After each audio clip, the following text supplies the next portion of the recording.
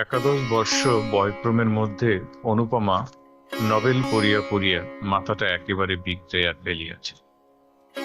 সে মনে করিল, মনুষ্য হৃদয়ে যত প্রেম, যত মাধুরী, যত শোভা, যত সৌন্দর্য, যত তৃষ্ণা আছে, সব ফুটিয়া বাছিয়া একত্রিত করিয়া নিজের মস্তিষ্কের ভিতর জমা করিয়া ফেলিয়াছে।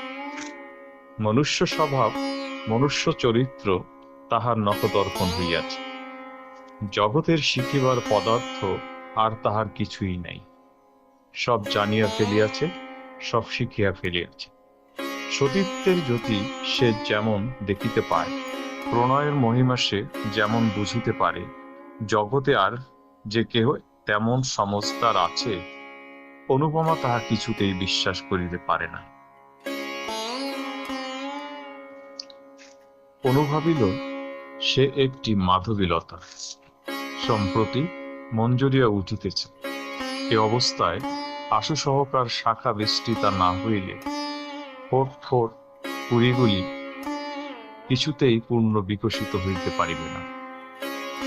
তাই খুঁজিয়া পাতিয়া একটি নবীন কান্তি সহকার মনোনীত করিয়া লইল এবং 2-4 দিবসেই তাহাকে মন প্রাণ জীবন যৌবন সব দিয়া ফেলিল।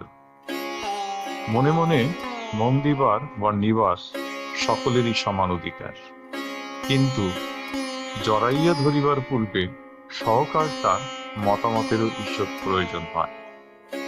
এইখানেই মাধবীলতা কিছু বিপদে পড়িয়া।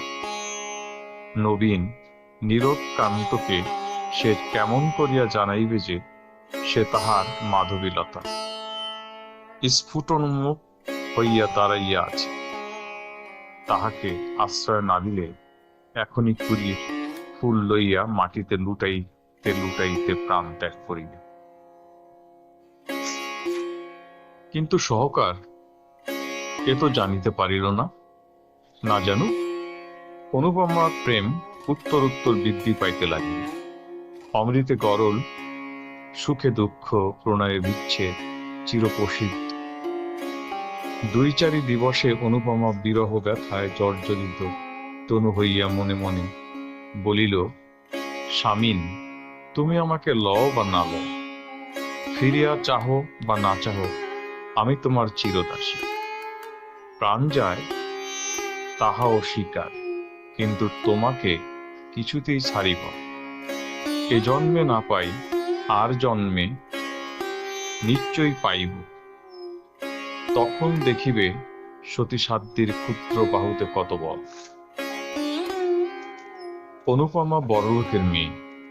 বাটি সংলগ্ন উদ্যানও আছে, মনোরম সরোবরও আছে। সেটা চাঁদও উঠে, পদ্ম ফুটে, কোকিলও গান গায়, মধুপও ঝংকার করে। এইখানে সে ঘুরিয়া ফিরিয়া বিরহ ব্যথা অনুভব করিতে লাগিল। এলো চুল করিয়া, অলঙ্কার খুলিয়া ফেলিয়া, গাত্রে ধুলি মাখিয়া, প্রেমের যোগিনী সাজিয়া সরসীর জলে কখনো মুখ দেখিতে লাগিল, কখনো নয়ন জলে ভাসাইয়া গোলাপ পুষ্প চুম্বন করিতে লাগিল, কখনো অঞ্চল পাতিয়া তরুতলে শয়ন করিয়া হাহুতাস ও দীর্ঘশ্বাস ত্যাগ করিতে লাগিল। আহারে রুচি নাই, শয়নে ইচ্ছা নাই, শ্বাস সজ্জায় বিষম বিরাট, গল্প গুজবে রীতিমতো বিরক্তি। অনুপমা দিন দিন শুকাইতে লাগিল। দেখিয়া শুনিয়া অনুর জননী মনে মনে প্রমাদ গুনিলেন, এক বই মেয়ে নয়, তার আবার এ কি হইল? জিজ্ঞাসা করিলে সে কি যে বলে কেহ বুঝিতে পারে না। ঠোঁটের কথা ঠোঁটেই মিলাইয়া যায়। অনুর জননী এক দিবস জগবন্ধু বাবুকে বলিলেন, ওগো, একবার কি চেয়ে দেখবে না? তোমার একটি বই মেয়ে নয়, সে যে বিনি চিকিৎসায় মরে যায়।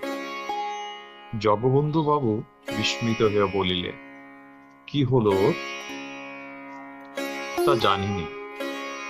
ডাক্তার আসিয়া দেখিয়া শুনিয়া বলিলেন, অসুখ বিসুখ কিছু নাই, তবে এমন হয়ে যায় কেন? জগবন্ধু বাবু বিরক্ত হইয়া বলিলেন, তা কেমন করে জানব? তবে মেয়ে আমার মরে যায়। এ তো বড় মুশকিলের কথা। জ্বর নেই, বালাই নেই, শুধু শুধু যদি মরে যায় তো আমি কি ধরে রাখবো?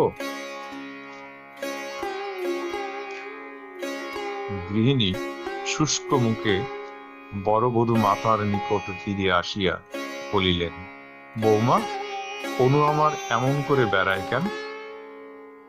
কেমন করে জানবো মা? তোমাদের কাছে কি কিছু বলে না? কিছু না। গৃহিণী প্রায় কাঁদিয়া ফেলিল।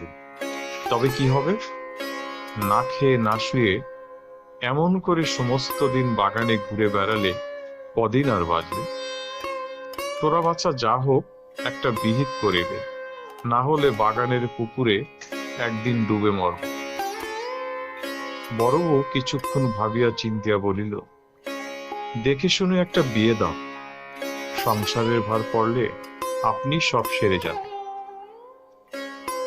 বেশ কথা, তবে আজই একথা আমি কর্তাকে জানি। কর্তা একথা শুনিয়া অল্প হাসিয়া বলিলেন, কলিকাল, দাও, বিয়ে দিয়ে দেখো, যদি ভালো হয়। পরদিন ঘটক আসিল। অনুপমা পরলোকের মেয়ে, তাহাতে রূপবতী, পাত্রের জন্য ভাবিতে হইল না।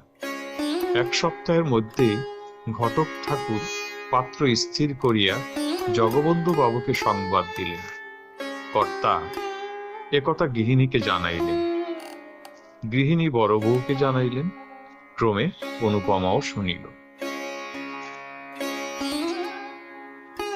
দুই একদিন পরে একদিন দ্বিপ্রহরের সময়ে সকলে মিলিয়া অনুপমার বিবাহের গল্প করিতেছে। এমন সময়ে সে এলো চুলে আলু থালু বসনে একটা শুষ্ক গোলাপ হাতে করিয়া ছবিটির মতো আসিয়া দাঁড়াইল। অনুর জননী কন্যাকে দেখিয়া ঈষৎ হাসিয়া বলিলেন, মা যেন আমার যোগিনী সেজেছে। বড় বউ পূরণ ও একটু হাসিয়া বলিল, বিয়ে হলে কোথায় সব চলে যাবে? দুটো একটা ছেলে মেয়ে হলে তো কথাই নেই। অনুপমা চিত্তার পিতার ন্যায় সকল কথা শুনিতে লাগিল। বউ আবার বলিল, মা, ঠাকুরজির বিয়ের কবে দিন ঠিক হলো?